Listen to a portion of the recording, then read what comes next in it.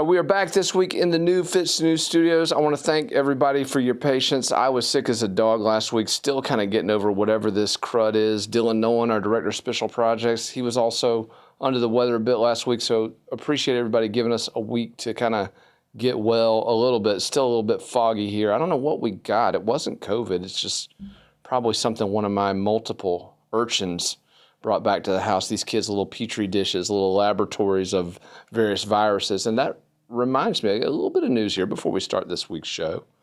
There's another urchin in the offing, another bug in the oven, so to speak. That's right. If you follow The Will Folks on Twitter, it's not as big as the FITSNews Twitter account, but a little sneak announcement was made earlier this week. Baby number 8, my wife and I will be welcoming this coming April. So hopefully for a weekend review this next spring, we'll have a little one here we can bring on the set and introduce you to. But the kids, we told them this week, I got a little footage here. You can see the orange balloons there. We had a lemon party because apparently the baby is the size of a lemon right now. So that's kind of how my wife decided we would tell the kids when they were asking, why are we having a lemon party? And we said, well, guess what, guys? There's another one on the way. So anyway, fun news here for the Fitz family. As our business grows, again, the family continues to grow as well. So some exciting personal news. But we got a lot to cover this week. We're going to hop right into this.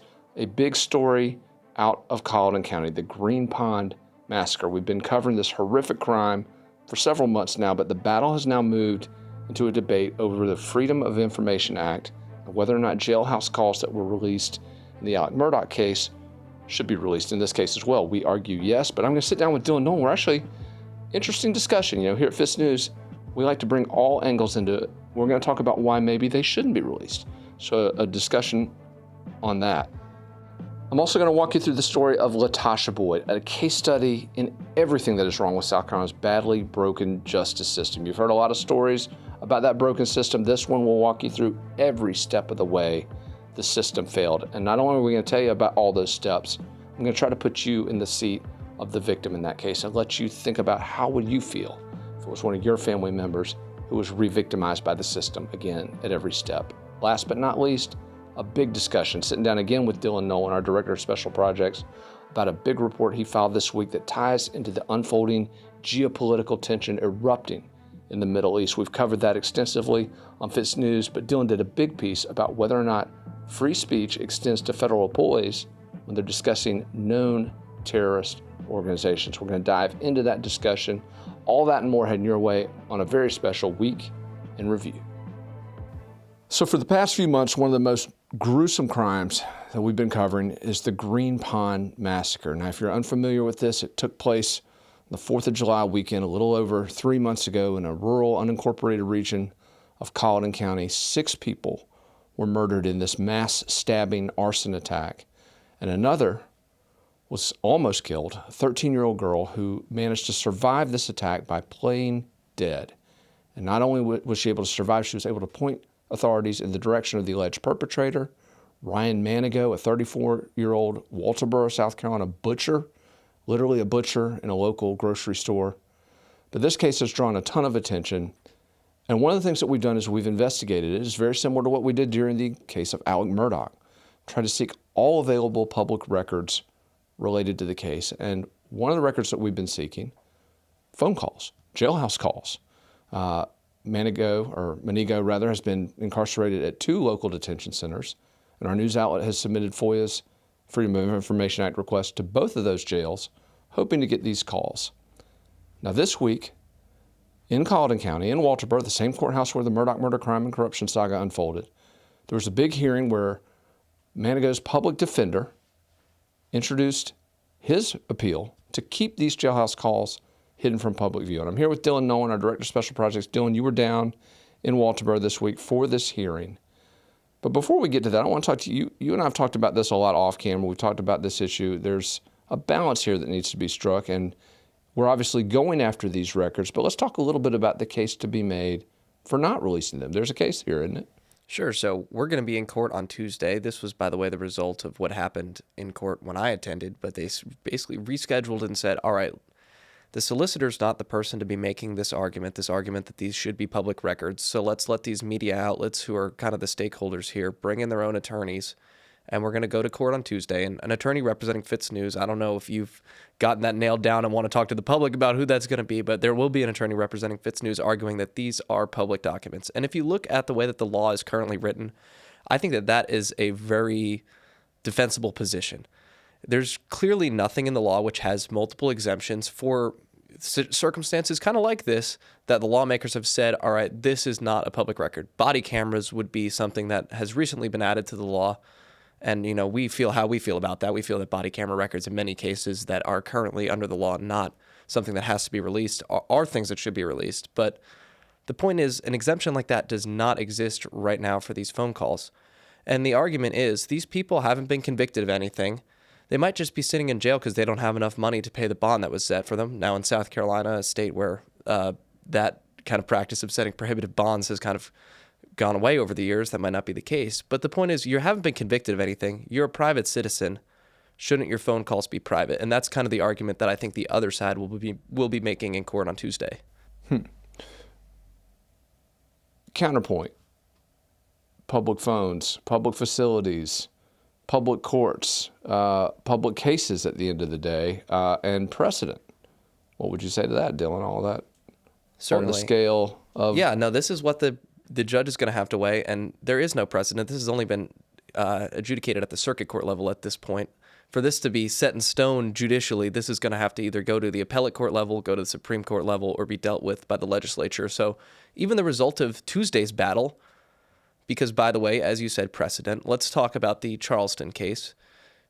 Jamie Lee Komorowski, the girl that allegedly killed the wedding party right after on Folly Beach Island. This was, the big tragedy over the summer. This became a national news story. Well, in the wake of our Alex Murdaugh FOIAs, multiple other news outlets in the state have kind of woken up to the fact that this is a thing that you can do. And so they submitted FOIAs for her communications. And the public defender's office made a very similar legal request as to what the 14th Circuit is making here. And I think, the public defender community in South Carolina, it's a small community. I'm sure that the 13th Circuit didn't like getting licked, but they got licked in court by Mark Pepper, an attorney with whom I spoke yesterday, who says that he's going to be in court on Tuesday. And I think that the legal arguments that he used to win, and Mark's a guy who's a defense attorney, so all these things that we were just talking about, all these civil rights aspects, that's his bread and butter. That's what he goes into court and argues every day. So he's not the kind of guy that's not going to think about those things. But at the same time, he basically came into court and said, this is what the law says. You have to follow the law. So I think that's what we're heading towards. We're heading, that precedent has been set, but it's not precedent in that you have to follow this because another circuit court ruled this way.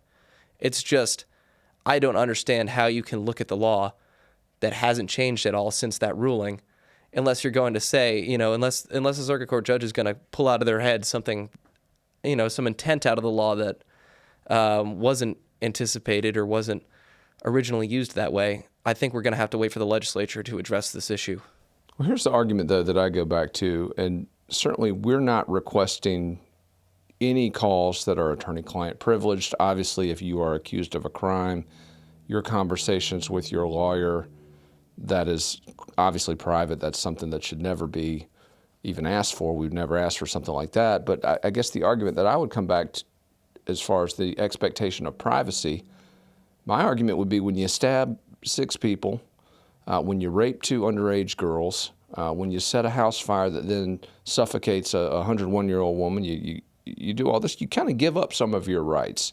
And if probable cause is found that you are a danger to the community and a flight risk and that you need to be remanded to a detention center for incarceration pending the outcome of your trial, I don't think you get to have these private phone calls that you get to have when you're out on the outside. And certainly every one of these calls also, as we learned with the Alex Murdaugh sagas, we've learned with the Jamie Komorowski, by the way, excellent job. I can't say her last name either. But all of these calls, these inmates or not inmates, forgive me, detainees, they're alerted prior to the calls, hey, your call is being monitored. It is a... No, it's true. When I was editing those Alex calls, I made sure to put that at the beginning of every video so people didn't think that we were like spying on the man. I mean, what you choose to say on a phone call line that they tell you is being recorded, It's hilarious that Alex was talking about paying Butch Bowers, Columbia attorney that I'm sure many people listening to the show know, tens of thousands of dollars to get his son readmitted into law school on a recorded line. I'm sure that Butch really appreciated that. Although I'm sure that the people who associate with him don't really care about that. But is your argument though that it's or the argument? I don't want to pit. Yeah, this. sure. I'm kind of playing referee here. You know what I Yeah. mean? I'm somebody who likes to hold both sides of the argument. But is the other side of the argument essentially saying this is prejudicial? It's creating prejudicial news coverage. It is tainting a jury pool. Is that the legal argument as to why these calls should not be released? I think that's part of it. Obviously, if you get blasted in the media prior to coming to trial, it makes it harder for them to pick a jury. But that being said, look at Alex Murdaugh. They were able to pick a jury there, and that was probably the most media-intensive case in this state, although the trial could end up being done over again for various reasons. So you could argue that wasn't great. But the other thing I think is just the basic constitutional limitations that have to be set in place so that the government can't take people who haven't been convicted of a crime, who haven't pled guilty to anything, and treat them as though they're guilty, even in a case like this that is heinous and egregious. Mm-hmm.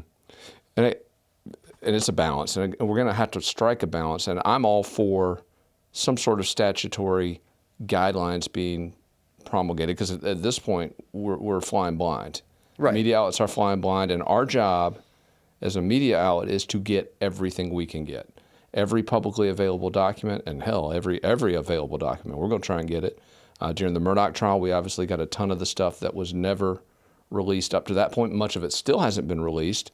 And the reason we got that is we wanted to know as much about the crime as possible to report factual evidence, information to our audience. We wanted to let our audience know, here's what we're seeing from these exhibits that you're not allowed to see and that we're technically not allowed to see.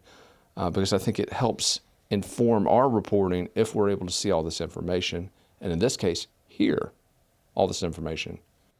Certainly. No, I think that we do it in a way where we receive the information and we think what's ethical. There were plenty of phone calls between the Murdaughs that we didn't share, stuff that was just inane details of their personal life. But of course, when you're setting up what sure looks like an unethical attempt to get your son back into law school, that's the kind of thing that we'll publish.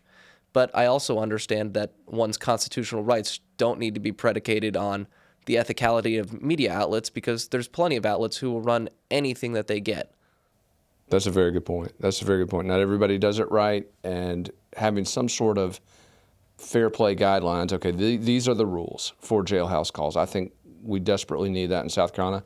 Maybe this hearing will be a good first step in that direction, but as you pointed out, they're doing at the very beginning of this conversation, right now, the law is pretty clear. There is no exemption. And it's kind of interesting. This court is sort of telling us in the media, hey, come in here and make your case. Well, my point is we don't have to make a case. Right now, the law is very clearly on the side of the press. It's not something that we necessarily have to go in and prove. I mean, I almost don't really appreciate the language here that, okay, why do you want the tapes? Well, I don't have to tell you why. Well, I mean, but think about it. It's a court. I mean, the court is going to always come in and set itself right in the middle of the dispute. The court's not going to lean one way or the other. I don't know what do you get out of taking offense at the court just trying to stay right down the middle of the two parties? The judge could be sitting there thinking, yeah, I'm going to rule the same way that they ruled in Charleston, but he's going to set that language up so that it sounds dead in the middle of this dispute.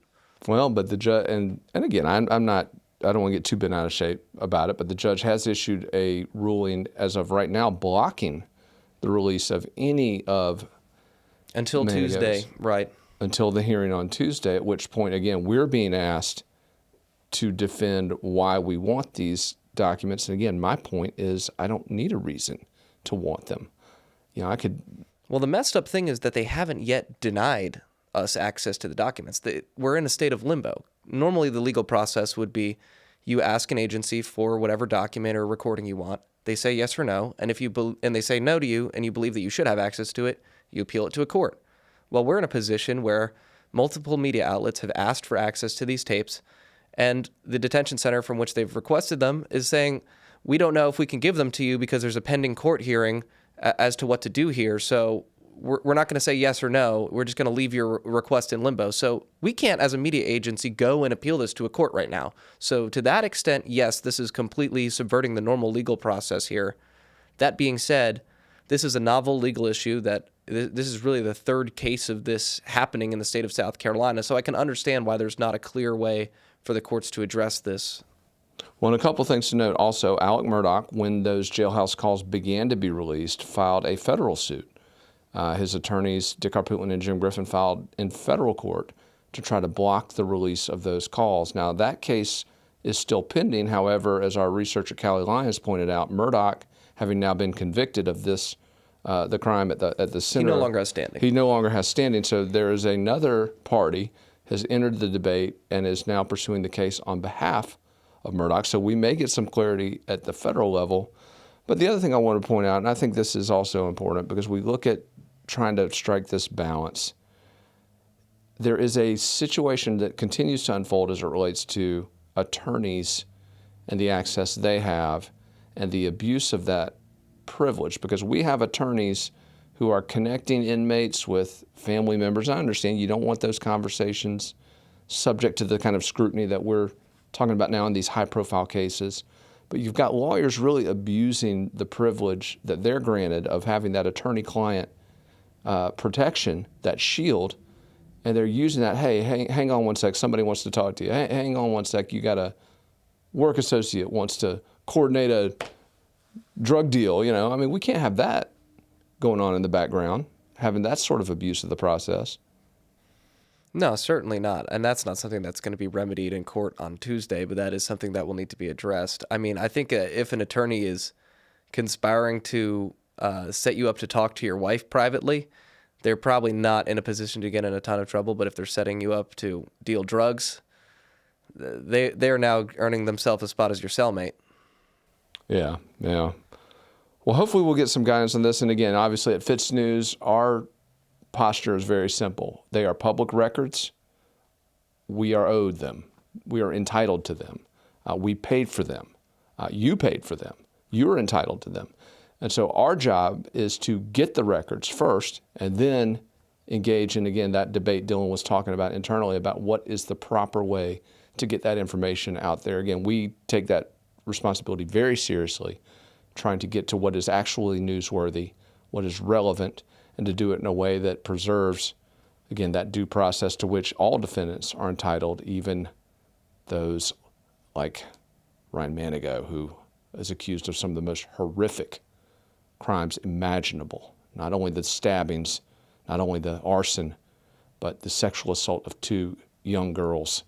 Just horrific. This case, you know, it tugs at all sorts of emotions, and I think that's why it's so high profile. That's why there's so much attention. And again, that's why we're trying to get as much information on it as possible to bring you the truth of what happened and to bring you, again, our best assessment of how this case is going to unfold. Dylan, thank you for going down there. We'll be obviously back down there on Tuesday of this coming week, Tuesday at 2 p.m. Colleton County. We'll be back to the courthouse there in Walterboro where we spent a ton of time on the Murdaugh trial. But look for additional reports on this next week as we go down to Walterboro. And again, count on this news outlet to always push for the maximum transparency when it comes to your public records. All right, so if you follow FITSNews.com, if you've read our coverage, if you've heard this show, you know that we talk a lot about judicial corruption, about institutional injustice. We've provided a ton of narratives that reinforce that theme. But today I've got a story. It really takes the cake because it is the case study that literally goes through point by point everything that's wrong with the system. And as I tell you this story, I want you to stop for a minute and think about what would happen if you or I were the perpetrator in this case. I want you to think about that, about how would we be treated. But I also want you to think about what would happen if you or I were the victim in this case, or if one of our family members, one of our sons, daughters, husbands, wives, were the victim in this case. So think about those things as I tell you this. But I want to rewind the clock back to March 10 of 2022. And on that date, Latasha Boyd entered the Richland County Courthouse, smuggling a knife in the courthouse.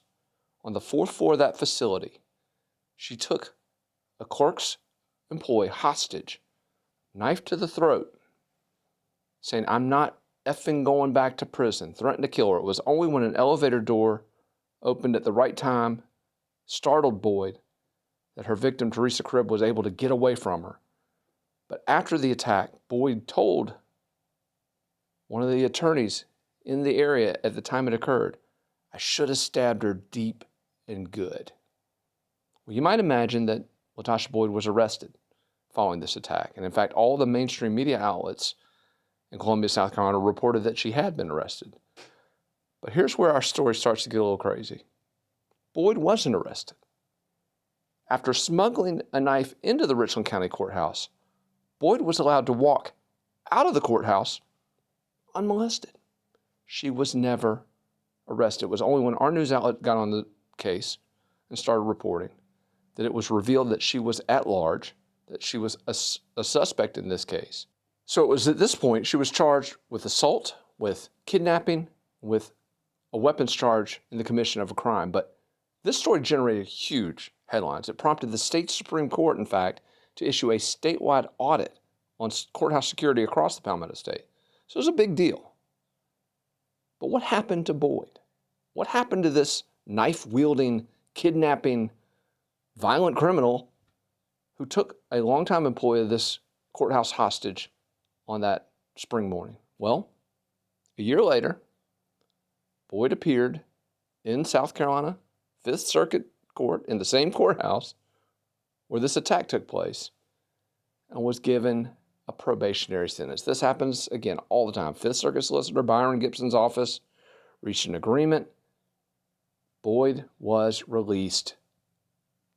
Probation. Okay, these are serious charges. Kidnapping us.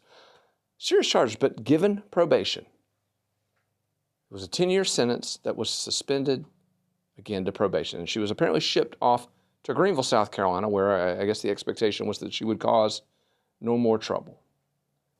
In the 6 months since this May 2023 plea deal, Boyd has been arrested 5 times. That's right, 5 arrests in Greenville County since this probation sentence was entered into the record.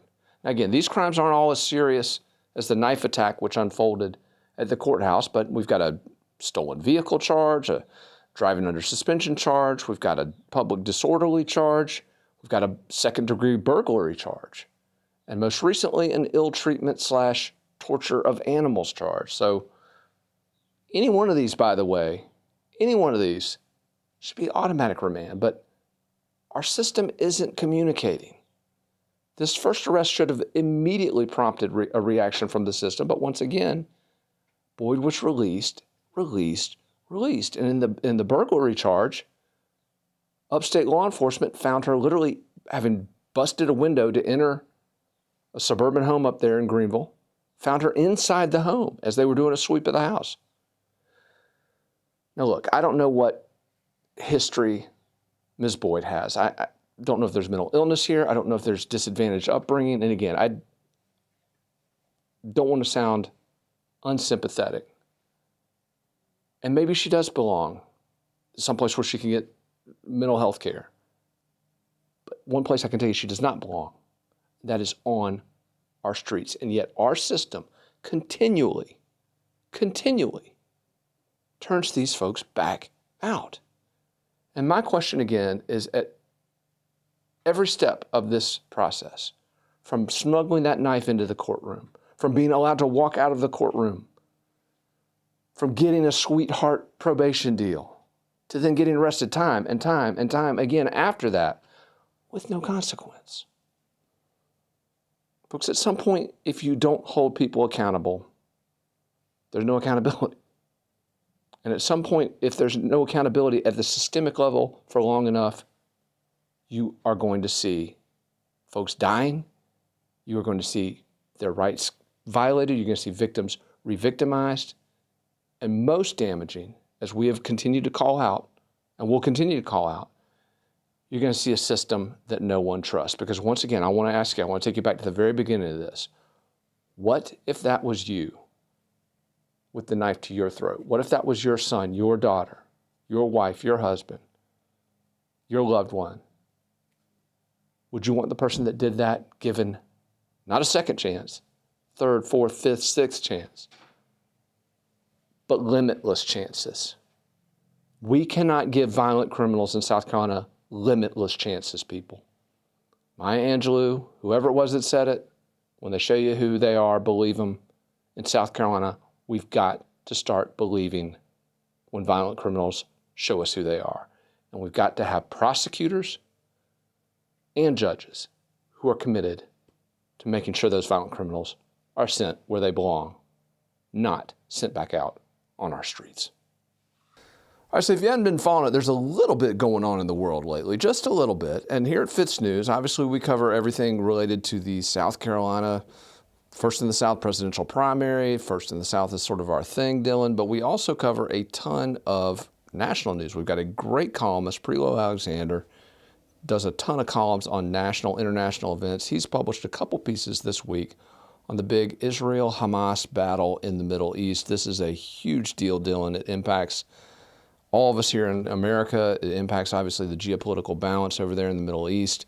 But it's the most violent escalation of this conflict in, 5 decades? Yeah, certainly since the 70s, early 70s. Thousands of people dead. But there's a debate, obviously, unfolding in America, a very sensitive debate. Prior to this attack launched by Hamas militants from Gaza into Israel, which initiated this latest war, public opinion had settled. It was still very much pro-Israel in America, but particularly on the Democratic side, there was a rising undercurrent of support for the Palestinian cause, which is going to be interesting for President Joe Biden to try to balance, again, to the extent Biden is aware of his surroundings. We'll get into that in a little bit. But that undercurrent of rising Palestinian support amongst the Democratic electorate, a much higher percentage of Democratic voters tend to support Palestinian liberation efforts as opposed to GOP voters who are generally in lockstep with Israel. But we talk about these things, and obviously it's a very controversial topic. It's one very emotional for a lot of folks who have vested interests, one side or the other. But the great thing about this country, the great thing about this news outlet in particular, we have that conversation very freely, very openly. We don't censor. We don't, hide unpopular views or censor or limit unpopular views. But you did a big story this week about a federal public defender, I believe. Right, based out of Columbia, South Carolina. And this story, we got multiple news tips about this federal public defender putting social media posts out there, very hardcore, leaning into the pro-Hamas side. And I say pro-Hamas, not pro-Palestine, because this federal public defender, her name is Suha Najjar. She immigrated here with her family when she was 10 months old from Palestine. So she has very legitimate ties to, feeling the way that she does about that region. But her support over the span of the last 10 years, and this has been documented by a pro-Israeli watchdog website, it spans back to her time in college when she was actually in Palestine talking about her literal support for Hamas fighters that were fighting Israelis, and that goes back 10 years, and she deleted some of that stuff. And I can understand that, when you're in college, we're all young, we all maybe are more firebrands than we are when we're 30. But what's interesting is this is 10 years later now. She's years into her legal career. She graduated from the University of South Carolina School of Law. And on October 7th, as the paratroopers were dropping into the Israeli rave and, butchering people, they killed, I think, like 250 people over at that rave. She puts up a post talking about basically comparing that to a bird leaving its cage. Yeah, we're going to pull this up and you can look at it. Right. So it's blatant, over the span of a decade, support of Hamas, the terrorist group that perpetrated this act. And now I'm somebody who believes in free speech, absolutely. This is my job. So this was a very conflicting news tip to get, because it's like, clearly this person is a Hamas supporter. They are doing nothing to hide it. They're, in fact, being public about it.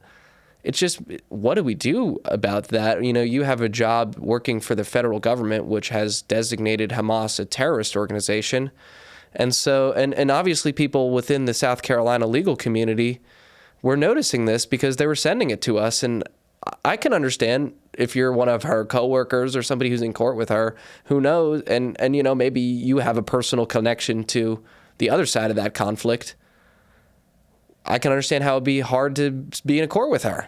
Well, there's actually a test. You wrote about this in the story that is used to assess whether or not a government employee's speech crosses certain lines. Tell us a little about that. Right. So we, just citizens, have the regular First Amendment.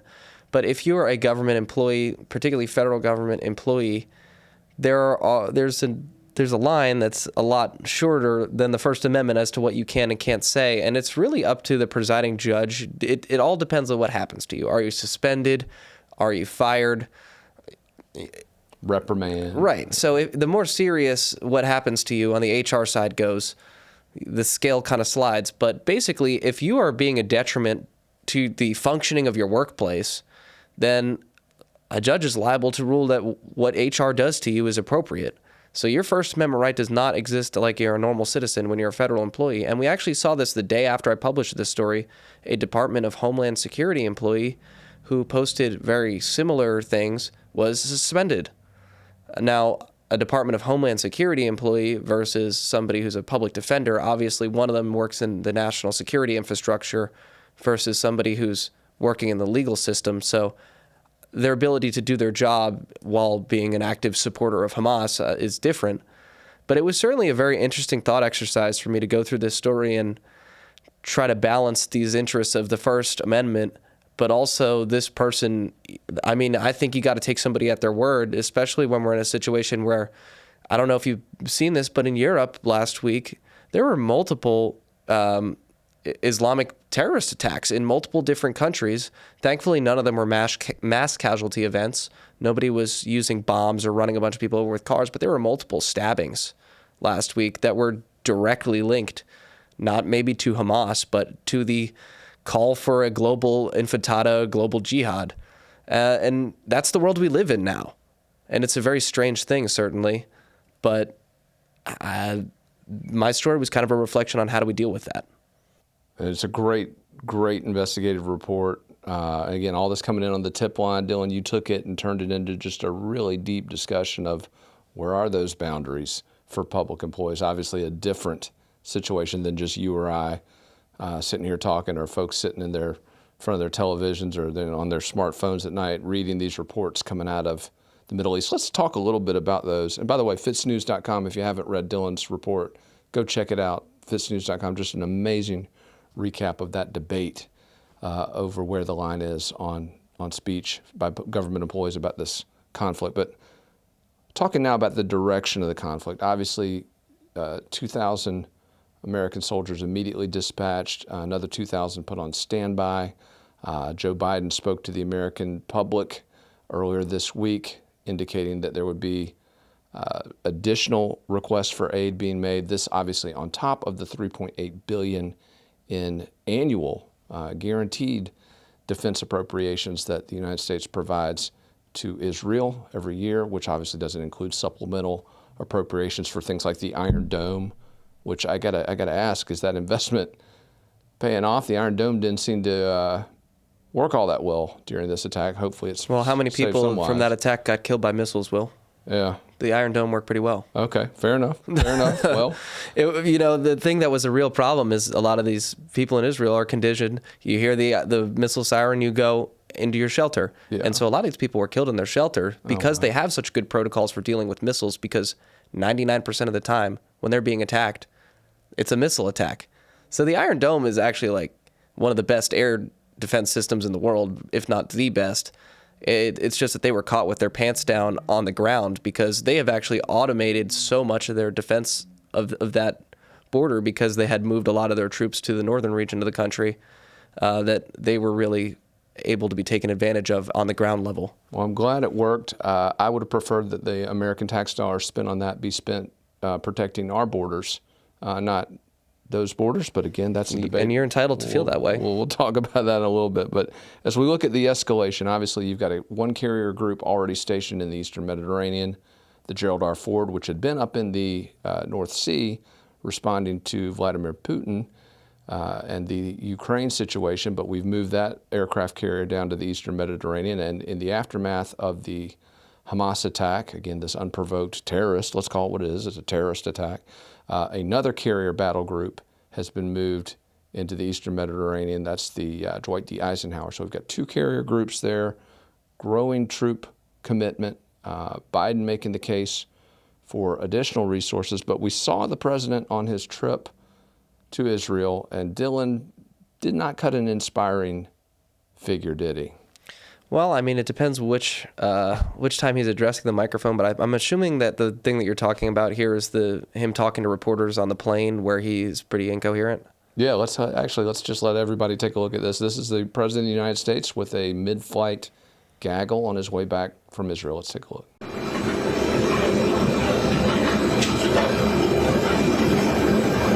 Virtually every mass shooting, every circumstance where a large number of people have been victimized and lost, I've spoken to them. I learned a long time ago, what you all learned in your life.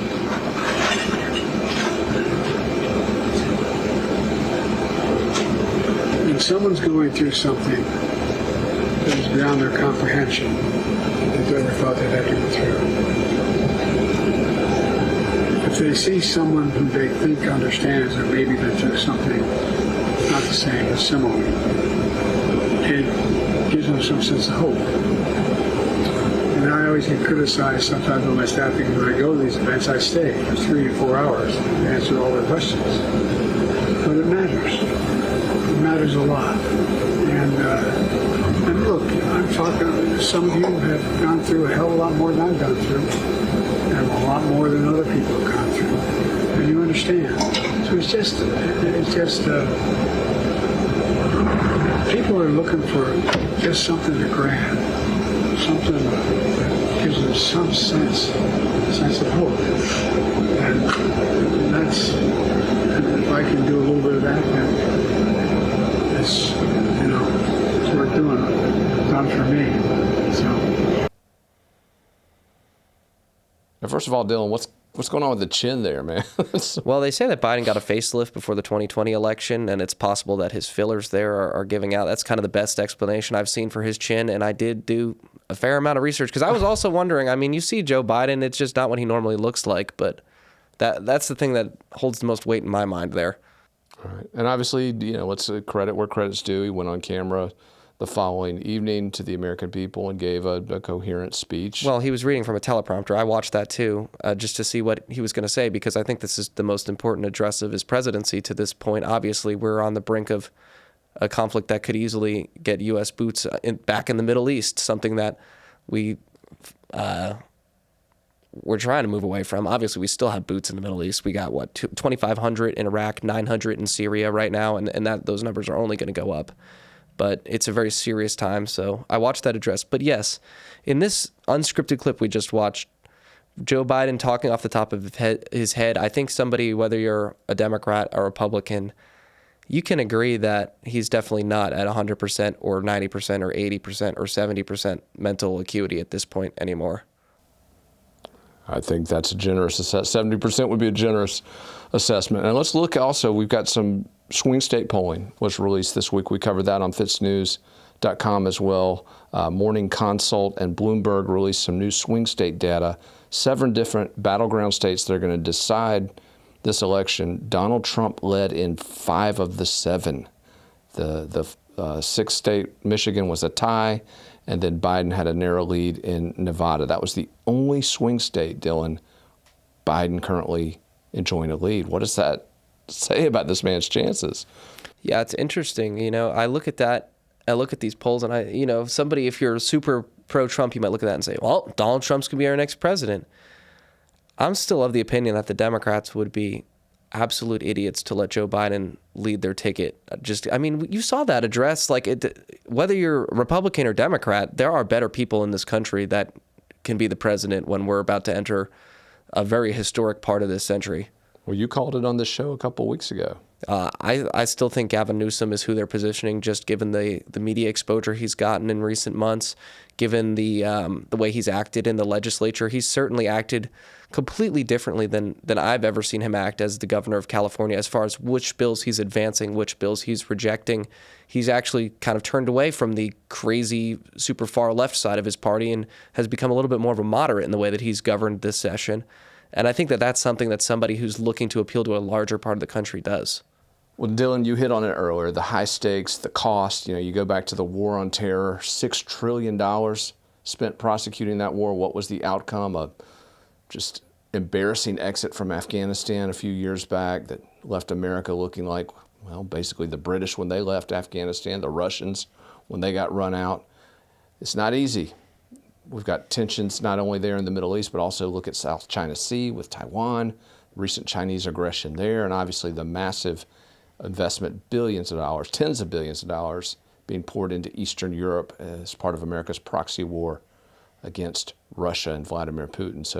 So much to keep track of it. And here at FITSNews, not only do we keep track of those political dynamics, but the geopolitical dynamics and the interplay, not only with South Carolina's military tradition, our military bases, our longstanding military history, but also the first in the South, if you're a Republican, first in the nation, if you're a Democrat, all of those candidates seeking the presidency, they've got to make their case on these issues right here. So count on FITSNews to keep you up to speed, not only in the very latest politically, but also geopolitically.